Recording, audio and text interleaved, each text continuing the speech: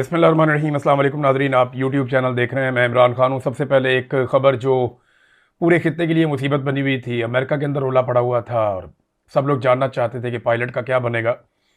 तो वो जो पायलट अमेरिका का मिसिंग था, इस मामले में अमेरिकन दावे सामने आ रहे हैं और कुछ और बैनुल अक़वामी दावे भी हैं जो ये कह रहे हैं कि अमेरिका ने रेस्क्यू ऑपरेशन में अपने पायलट को ढूंढ लिया।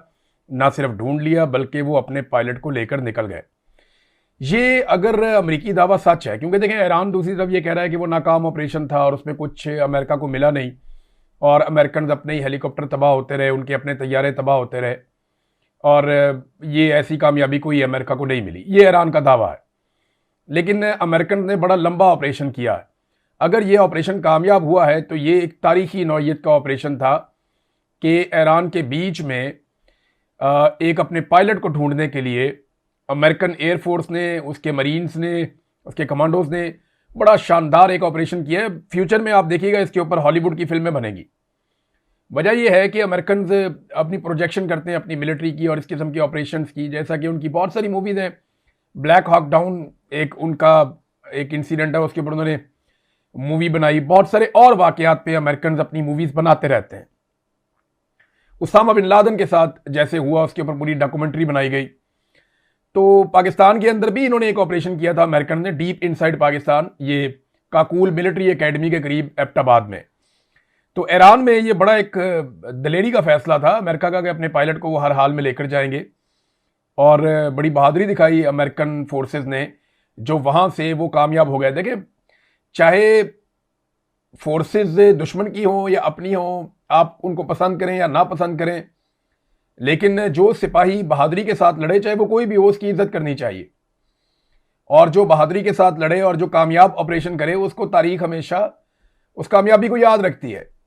यानी हजरत खालिद बिन वलीद रज़ी अल्लाह तआला अन्हु की जंगों को तारीख की किताबों में उन लोगों ने लिखा और उन लोगों ने तारीफ की जो उनके दुश्मन थे। तो ये अमेरिका ने बड़ा कमाल ऑपरेशन किया है। डोनाल्ड ट्रंप ने इसके बारे में एक ट्वीट किया। मैं थोड़ा सा पहले डोनाल्ड ट्रंप के बारे में आपको बता दूं कि डोनाल्ड ट्रंप ने क्या कहा। We have rescued the seriously wounded and really brave F-15 crew member officer from deep inside the mountains of Iran। हमने जख्मी हालत में और बहुत ही बहादुर ऑफिसर जो F-15 का था, उसको हमने ईरान के पहाड़ी इलाके में अंदर से जाके रेस्क्यू कर लिया है। और जो ईरानी फौज है वो बड़ी कोशिश कर रही थी, सख्त कोशिश कर रही थी उस तक पहुंचने की और बड़ी तादाद में उस तक जाना चाह रहे थे और वो उसके करीब पहुंच रहे थे। और ये बहुत ही इज़ हाईली रिस्पेक्टेड कर्नल, वो बड़ा काबिल एहतराम कर्नल है। उसके बाद फिर उन्होंने कहा जी कि ये बहुत शानदार किस्म की रेड थी और बहुत ख़तरनाक ये एक मिशन था और सामान और फौजी ये सारे इसके अंदर शामिल थे। वो कह रहे जी हम एक के बाद दूसरी कोशिश कर रहे थे, हमने पायलट को रेस्क्यू कर लिया दिन की रोशनी में। ये एक आम वाकया नहीं है और हमने 7 घंटे गुजारे ईरान के अंदर इस ऑपरेशन में। ये बड़ा अमेजिंग था, show of bravery and talent by all. फिर उसने कहा जी मैं एक न्यूज़ कॉन्फ्रेंस करूंगा इस हवाले से, डोनाल्ड ट्रंप ने कहा पीर वाले दिन ओवल ऑफिस में, और मैं इन ऑफिसर्स के साथ करूंगा। God bless our great military warriors. ये ऑपरेशन के बारे में जो दीगर इतलात आ रही है ना, वो भी बड़ी हैरान कुन है। जो फैक्ट्स हैं वो मैं आपको बताता हूं। पहले तो इसमें एक F-15 तैयारा तबाह होता है, उसका एक पायलट मिसिंग हो जाता है, उसको ढूंढने के लिए मिशन शुरू होता है, हेलीकॉप्टर्स जाते हैं और 2 हेलीकॉप्टर डैमेज हो जाते हैं। अच्छा, रेस्क्यू मिशन चल रहा था, इन्होंने पायलट अपना ढूंढ लिया, उसको रेस्क्यू कर लिया, लेकिन अनाउंस नहीं कर रहा था अमेरिका, इस डर से कि अगर वो अनाउंस करेगा तो फिर कोई और सूरत पैदा हो जाएगी और पहले निकालना जरूरी है। तो चारों तरफ से उन्हें खतरा भी था और वो हेलीकॉप्टर उन्होंने एक एरिया के अंदर उतारे, डैमेज हेलीकॉप्टर थे, और फिर उसके बाद मजीद इमदाद मंगवाई गई पीछे से ताकि सारे के सारे क्रू को उठा के वहां से रेस्क्यू किया जा सके।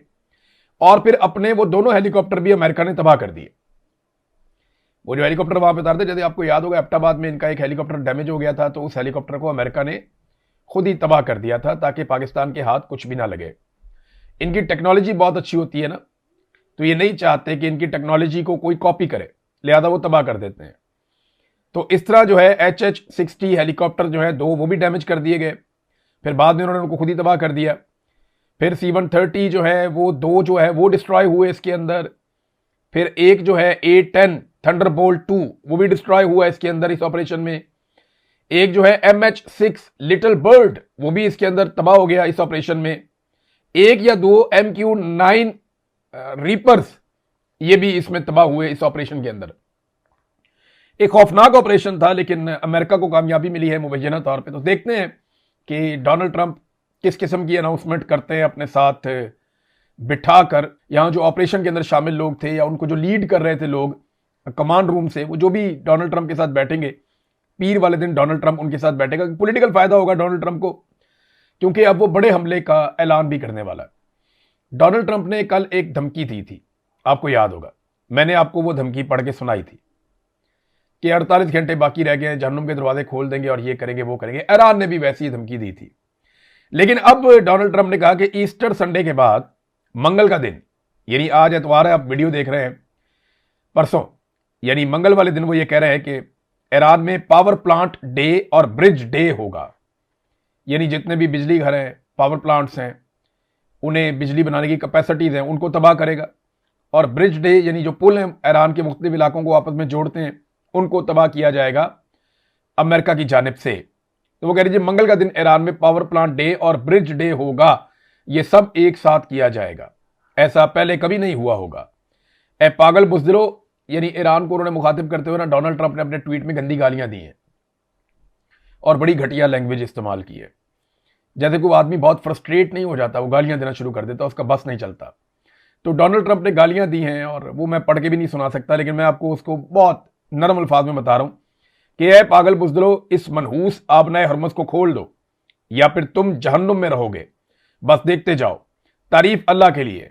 इसको उसने अल्लाह का वर्ड यूज किया, अल्हम्दुलिल्लाह इसका मतलब है। तो गंदी गालियां इस्तेमाल की हैं डोनाल्ड ट्रंप ने इसी ट्वीट के अंदर, और इख्तिताम में अल्लाह का शुक्र भी अदा कर दिया है। तो अब देखते हैं कि डोनाल्ड ट्रंप कितने जहन्नुम के दरवाजे खोलता है और उसके बदले में ईरान क्या करता है। पाकिस्तान के लिए नाजरीन, यूएई की जानिब से मुश्किलात वाकई बहुत बढ़ना शुरू हो गई। हमारे 2 मिलियन से ज्यादा लोग यूएई में रहते हैं, ये बहुत बड़ी तादाद है पाकिस्तानियों की। पाकिस्तानी पाकिस्तान से बाहर जिस मुल्क में सबसे ज्यादा रहते हैं वो है सऊदी अरब, जहां सबसे ज्यादा काम करने जाते हैं। फिर उसके बाद यूएई है, फिर बाकी ममालिक हैं। यूरोप में बहुत बड़ी तादाद में रहते हैं, बरतानिया में बड़ी तादाद है पाकिस्तानियों की। तो यूएई ने पीएसएल से अपने खिलाड़ी वापस बुलवा लिए। ये बड़ा एक्सट्रीम स्टेप होता है कि आप अपने खिलाड़ियों को कहें वापस आ जाओ, इस मुल्क में आपने नहीं रुकना। ये रिपोर्ट हो रहा है मीडिया के ऊपर। तस्दीक इसकी यूएई की गवर्नमेंट कर सकती है या पाकिस्तानी गवर्नमेंट कर सकती है, लेकिन खबर यह दी गई कि यूएई ने पाकिस्तान सुपर लीग से अपने खिलाड़ी वापस बुला लिए हैं। और बहुत सारे लोग यूएई से वीडियोस बना बना कर ये बता रहे हैं और अपने अजीज़ो अकारब को टेलीफोन करके ये बता रहे हैं कि हमें यूएई की गवर्नमेंट डिपोर्ट करने जा रही है। पाकिस्तानियों की एक बड़ी तादाद को यूएई डिपोर्ट करने का भी इरादा रखता है। इसको एक प्रेशर टूल के तौर पे इस्तेमाल किया जाता है कि आपके लोग हमारे मुल्क में रहते हैं, हम इन्हें यहां से निकाल देंगे। तो अब देखते ही है कि यूएई कितने लोगों को निकाल सकता है। पाकिस्तानियों का बेशुमार पैसा, बहुत सारी जायदादें, बहुत सारा कुछ है यूएई के अंदर। तो पाकिस्तान की गवर्नमेंट को यूएई को अब धमकी लगानी चाहिए अगर ये है तो। देखें ना, अगर तो पाकिस्तानियों का मालो दौलत वो छीन लें, पाकिस्तानियों की सारी चीजें वो अपने कंट्रोल में कर लें कि वो बादशाह है वहां पे, और पाकिस्तानियों को निकलो यहां से, तो भाई पाकिस्तानियों ने जो वहां बेशुमार पैसा लगाया हुआ है वो रिकवर कैसे होगा? वो तो फिर पाकिस्तानी हुकूमत को आंखें दिखानी पड़ेंगी, उन्हें ये कहना पड़ेगा कि यार आप ये नहीं कर सकते हमारे साथ। हमारे लोग पाकिस्तान से पैसा ले जाकर वहां लगा चुके हैं, बेशुमार इन्वेस्टमेंट यूएई के अंदर हुई है, लोगों ने वहीं पे कमा कमा के वहां प्रॉपर्टीज बनाई है, कारोबार बनाए।